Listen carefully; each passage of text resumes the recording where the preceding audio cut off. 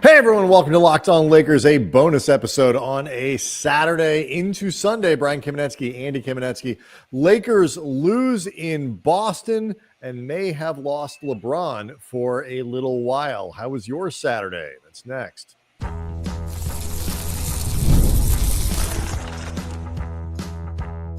You are Locked On Lakers, your daily Los Angeles Lakers podcast, part of the Locked On Podcast Network. Your team every day. Thanks to everybody for making Locked On Lakers first listen of every day, Monday through Friday, sometimes on Saturdays and Sundays, no matter how or where you get your podcasts, always free. We're never going to put this bad boy behind paywall, and Locked On Lakers on YouTube is where over 33,000 subscribers went from super joyous to very worried in the span of about 3.5 quarters in Boston. Lakers get off to a very nice start against the Celtics. But they do eventually fall behind, can't come back. They lose 111 to 101, Andy, but the big news is, of course, LeBron James leaving in the fourth quarter, about 6 minutes left to go or so. As the Lakers were actually starting to chip away a bit and looking like, if not a comeback was inevitable, they were at least starting to make a legit attempt at it. They got Boston's lead down to 4. And from 20. Yeah. To give people the framing here. So the Lakers, we'll talk a little bit about what happened in the game here, but LeBron leaves with a groin injury, and Dave McMenamin, JJ Redick after the game said he had no update immediately, which makes some sense. Like it was late in the game. As he said, not that I didn't care, I was trying to win a basketball game. But he is Dave McMenamin of ESPN reported that early indications, at least before any testing and all that is done, is that LeBron's absence would be measured in weeks as opposed to days. Now, it's a big difference. 2 weeks is weeks. So it doesn't necessarily automatically mean catastrophe. But obviously, as the Lakers, Andy, go into a very difficult portion of their schedule, March is pretty brutal. Missing LeBron for any amount of time certainly puts a dent in where they are in the West. Could have a significant impact. It's just not good. It's also concerning because groin strains, and that's how this was described to us, that's been an issue for LeBron since his first season with the Lakers when he injured his groin against the Golden State Warriors that Christmas Day game. And ever since then, it's something that has periodically been an issue for LeBron. You can tell that there was concern in that locker room because Austin Reeves afterwards was asked about his level of concern, and he basically went into a rambling answer to that. One point he even said, like, I don't even know what I'm trying to say right now. But it was very clear from the circular manner in which he was talking and describing, LeBron seeing him icing, like he was concerned. He was worried, like this was a problem and something that he and the rest of the team is clearly worried about. Yeah, and they should be.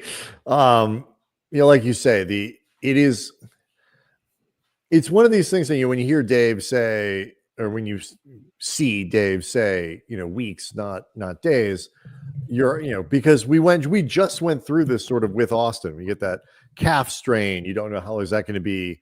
A week, 2 weeks, whatever. We're getting to that with Rui, where they say a couple weeks or whatever it might be. You start looking at it and you say, okay, well, that would just 2 turn into 3. And it looks like the news before the game with Rui was he started his stuff, and that seems to be going along kind of as expected. And when they said a couple weeks ish, like looks like about the range, until you get a more definitive timeline on LeBron. When you hear weeks and we're into March, there just aren't that many weeks left. And and side note as well too, Rui's absence combined with Jaxson Hayes not playing in this game, he was downgraded because of a knee contusion. There were a lot of sequences in this game where Boston was manipulating matchups to get Al Horford switched on to Austin Reeves, obviously too powerful for Reeves to handle near the basket. That was a reminder, though, those sequences over and over, that Rui and Jaxson were both missing, and that they matter on this team. Definitely. Before we're done too, just to make sure we provide all of the updates, Luka Doncic was clearly dealing with a back issue that began, it was noticeable during his warm-ups. He played the entire game, and Luka made a real go at trying to lead the Lakers through this comeback. He finished with 34 points, 11 of 22 from the field, 8 rebounds, 3 assists, 5 turnovers. He was getting stripped a lot in the first half. I actually thought Luka, the whole team got very ISO happy, but I thought it really began with Luka in kind of mid-ish first quarter through the second quarter. He seemed to be getting caught up in the mano-a-mano with Jaylen Brown. Yeah, I don't know if it was that. I mean, it could be. I agree with you. This game was lost offensively. Just so it's clear, it was not just Luka. It was LeBron. It was Austin Reeves at times. Like it's not just him. I just thought it kind of began with Luka, because the offense went from really flowing to all of a sudden devolving, and the part where I noticed it devolving at least earliest was some of the ISO stuff that Luka was getting into. Yeah, no, I 1000% agree with you that the offense was too ISO heavy. I mean, this is a Lakers offense that has been built on fluid. When it operates well, it's been built on fluid ball movement, a lot of assists. I think they only had 18 assists on the night. I mean, that is even on somebody else's floor. You are correct. With Rhodes scoring, that is a very low number.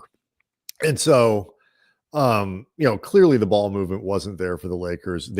I think listening to JJ after the game, there was, I think, some frustration on his part in that the offense the guys may not have been really operating what they were being asked to do. I think the Celtics did a good job of encouraging ISO play, which is not the team's strength. Because if nothing else, even you have LeBron, you have Luka, you have Austin Reeves, guys like that who can generate not just their own shot, but looks for other people off of isolation. It takes a lot of time, and so there were just too many possessions of working for 18 seconds with one guy off the dribble to maybe set up one shot, or they end up having to take their own or something. And so I think that was probably a combination of player execution, what Boston was doing defensively, coaching in terms of really getting the right calls in.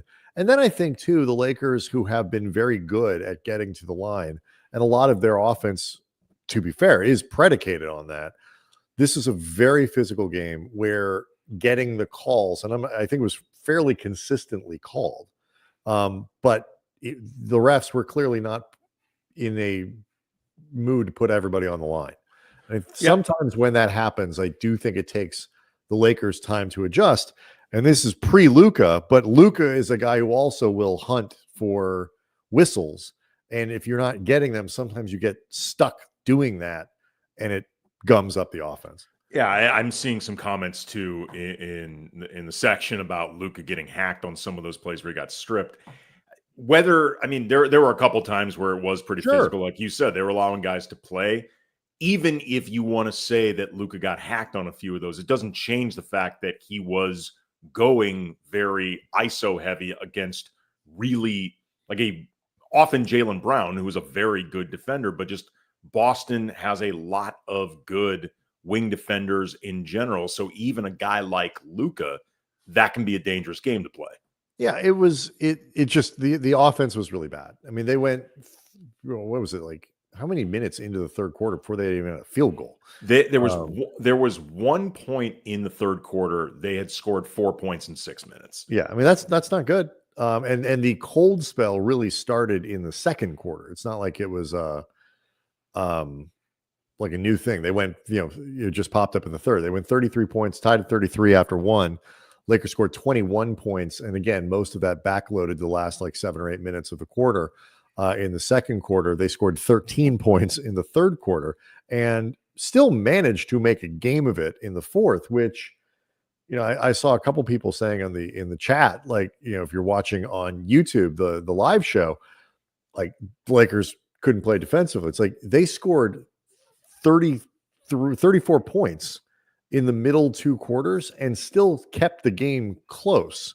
It is, you're constantly playing in transition because you're constantly missing, the balls, you're not getting good shots, all that stuff. And yet Boston didn't run away with this game. Lakers defense was fine in this. I didn't think there was a problem with the way they're doing. Both Boston Stars had to work for what they got. Overall, 111 points. This game was lost offensively. Yeah, JJ talked about afterwards how Jaxson Hayes' absence defensively, he wasn't there to essentially play off Jrue Holiday and be able to roam a bit and sort of serve as like a hybrid wing defender / back line of defense. And again, that mattered with Jackson not being there, with Rui not being there. Al Horford, 14 points, 9 rebounds, 4 assists, 3 steals. Like, he specifically is somebody that you think about on both sides of the ball with Jackson and Rui in terms of that matchup. Like, that mattered. I mean, it's Brown and Tatum went off, but in a lot of respects, those are the guys that you expect to go off. Yeah. It's what do the other guys do? And I thought in particular that matchup, especially with, again, Boston manipulating it often. So Austin was the guy guarding him. There were other factors too. Dorian Finney-Smith got off to a very fast start, 8 points in the first quarter, and then finished with 8 points for the game. Another reminder of Rui not being there, and for everything great. They needed more stuff. I mean, we'll take a quick break here. We'll come back. I do want to let's shout out Al Horford, who is still very good at basketball. Like we spent a lot of time I'm sure that's what our audience wants, Brian. I am impressed with, as JJ said. Pretty sure Corrales is doing that over at Locked On Celtics. I'm sure it is, but it is impressive what Horford is still able to do, particularly defensively. And he is an old man as well. So as a fellow old person, I do like to make sure that kind of success is noted. So we'll take a quick break and come back and talk about what will happen if the Lakers do need to play even more shorthanded for a little bit. That's all next. I'm also doing this Horford celebration under protest. Locked On Lakers is brought to you by DoorDash. Shut up. Locked On Lakers is brought to you by DoorDash. NBA fans, get ready. They swoosh, you save. Thanks to DoorDash, every time a player drops 50 or more points in the game, or apparently you want to have a dinner celebrating Al Horford, he can DoorDash some oatmeal. He's an old man. Okay, 50 or more points in a game, you score a huge deal the next day. It's really simple. When any player scores 50 or more, which at least Al Horford didn't do, in a game during the 24-25 NBA regular season, DoorDash members get 50% off an order, up to $10 off the next day from noon to midnight, so you can celebrate some wings, pizza, or burgers from your favorite spot delivered right to your door after a 50-point performance. With DoorDash, with the Dash Pass, you get your favorite meals with $0 delivery fees plus reduced service fees. And again, you can save more with this exclusive offer. Sign up for Dash Pass. Get ready to save. Again, 50 or more points for any player in the regular season 24-25. Dash Pass members get 50% off an order the next day, up to $10. Use the promo code NBA50 from noon to midnight after a 50-point game on eligible orders at participating merchants. You must have a Dash Pass account. Terms apply. Visit DoorDash to learn more. Locked On Lakers also brought to you by FanDuel. Andy, March Madness is here. The women, they're playing the conference tournaments this weekend. USC still in there if you're a Trojans fan, Andy, as I know you are. And men are playing their conference tournaments next week. The tournament is getting going here, folks. So FanDuel is giving you the chance to get in on the action like never before. Right now, new customers can get $200 in bonus bets when your first $5 bet wins. That's $200 in extra bucks to use on everything from buzzer beaters to Cinderella stories, and even who's cutting down the nets. Don't take my advice on what to do when it comes time to do that. I haven't watched a college basketball game all season. I hear that Cooper Flagg guy is pretty good, but do your own research and then get over to FanDuel. When you do, visit FanDuel.com. to get it on the all the college hoops action all tournament long. Again, $200 in bonus bets when your first $5 bet wins. FanDuel.com.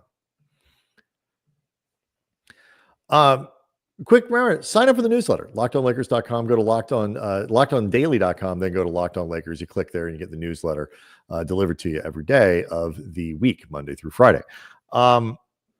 This is an alarming moment for the Lakers, Andy, not just because LeBron is LeBron and he was having an influential game, 22 points, 14 rebounds, 9 assists. So he was certainly on his way to a triple-double. He was on triple-double watch in the first quarter. Yeah. So, and he was an assist away from getting there with 5 or 6 minutes left in the game. So probably certainly would have finished with a triple-double.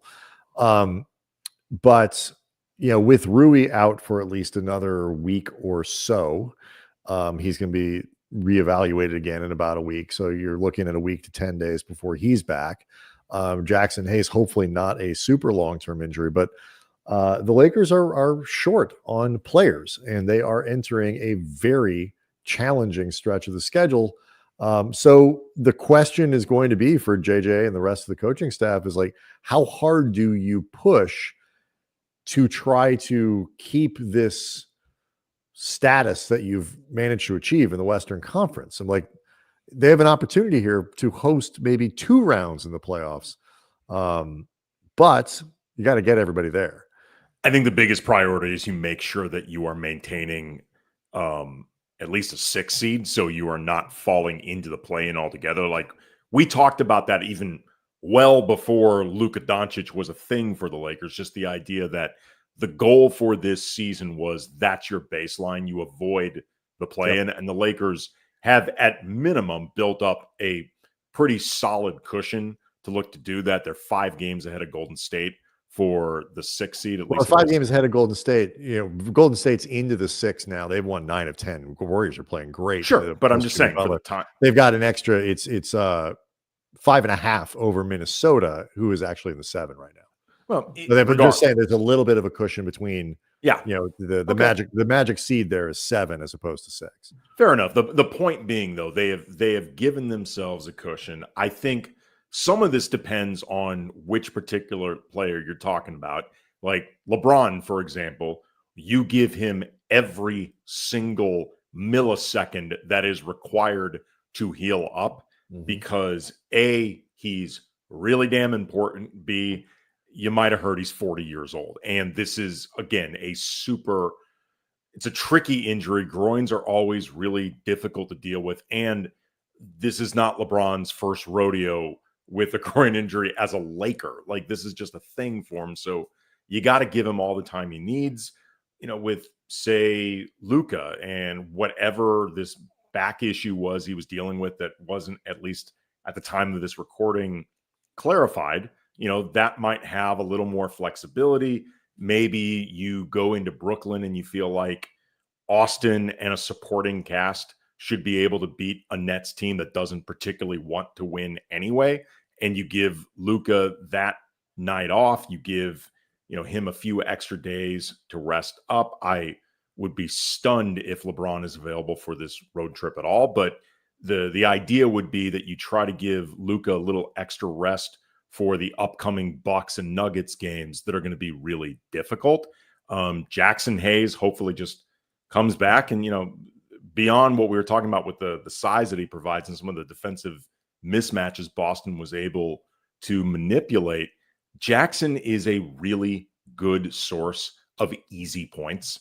And those easy points on a night where the offense fell apart, it's a reminder of a dude that can just catch and dunk is useful. He fits into what they do when things are flowing well, because he does move well. He rolls. He's that vertical threat the Lakers don't otherwise have. And Trey Jemison, as always, played really hard. But he only played 6 minutes. You can tell this may not work. He's just there. He just can't do certain things that Jaxson can. And, I think they saw pretty quickly, they were just going to have to play small this entire game.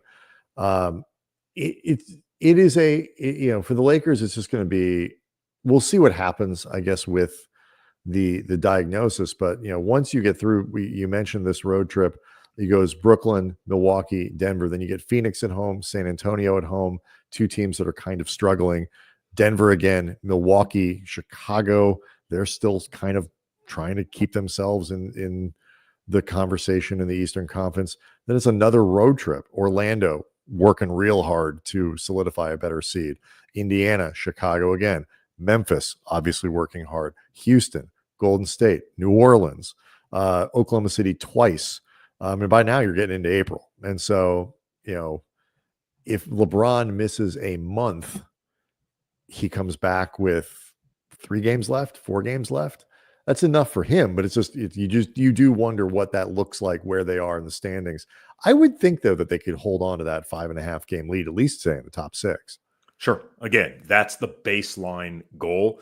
If for no other reason than if you avoid the play in A, you made the playoffs. B, you get that extra time to rest LeBron, no question, and that groin and everybody else. Like, the top 6 is hugely important, even if it ends up anticlimactic for what the Lakers appeared to be, if not solidifying, making a real possibility for themselves. Yeah, it is really nice to be up here. As much as it would sort of suck to see that seeding that they've managed to work their way up, and with the loss on Saturday, the Lakers move back into 3rd behind Denver. But it is a 5.5 game cushion to avoid that eventuality is a nice place to start. So we'll probably learn a little bit more about LeBron, if not on Sunday, probably going into Monday. Don't expect him to play Tuesday in Brooklyn. Rui will probably be gone for that one as well. So Lakers can be shorthanded. We'll see what happens to Luka for that game. The Lakers do get an extra day off. Monday in Brooklyn. Monday in Brooklyn, but they get an extra day off before they play the back-to-back. So we'll see. Not a great night, not a great Saturday for the Lakers. Hopefully it will not be a catastrophically bad one, but there's a lot of space between LeBron's gonna be out for a couple weeks and worse things. Locked On Lakers on YouTube is we're gonna go hang out with over 33,000 subscribers. We will be back for Monday, and hopefully with a little bit more news. Everybody have a great rest of your weekend.